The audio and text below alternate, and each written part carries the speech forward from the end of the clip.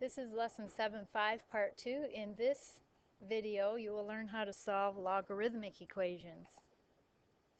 We can solve these logarithmic equations algebraically, graphically, or with a table. I'm only going to show you how to solve them algebraically in this video. So in this first example we have a log here with no base written, and you should remember if there's no base written then it's a base 10. So the inverse to a log is an exponent. So if we put a base 10 out here to the left of the log, that will cancel the log. Anything you do on the left side of the equation you have to do on the right. So this is 10 squared. So that gives us 4x minus 3 equals 10 squared, which is 100. From here it's just a linear equation, so we'll add 3 on each side, and then we will divide by 4 on each side, and we get 103 divided by 4. Then you should always check your answer. So we plug 103 divided by 4 into our equation here and see if this equals 2. So 4 times 103 divided by 4 is 103. 103 minus 3 is 100, and log base 10 of 100 is 2, so it works, and this is a good solution.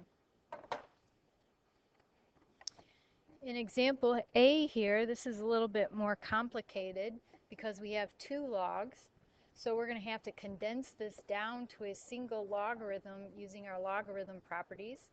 Since it's an addition here, that means we're going to multiply x times x minus 3.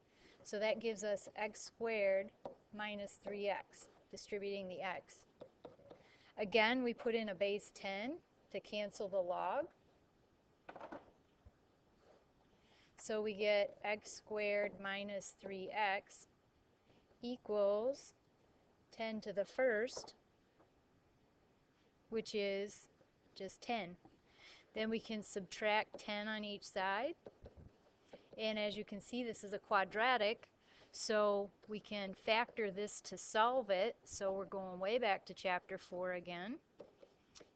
And it solves, or it factors as x minus 2 and x plus 2, so we get solutions of 5 and negative 2. And then of course we have to check our solution to make sure it works. So if we put a 5 in here, 5 minus 3 is 2, so we have log of 2. And putting a 5 in here, plus log of 5. Condensing the log, that's going to be a log of 10. And log base 10 of 10 is 1, so that one works. It's a good solution. Putting a negative 2 in here, though, we get a different thing. Negative 2 minus 3 is log of negative 5.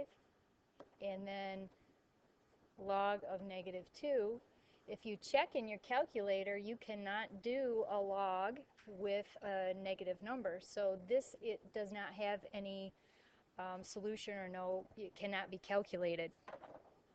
So negative 2 is an extraneous solution because you can't take the log of a negative number.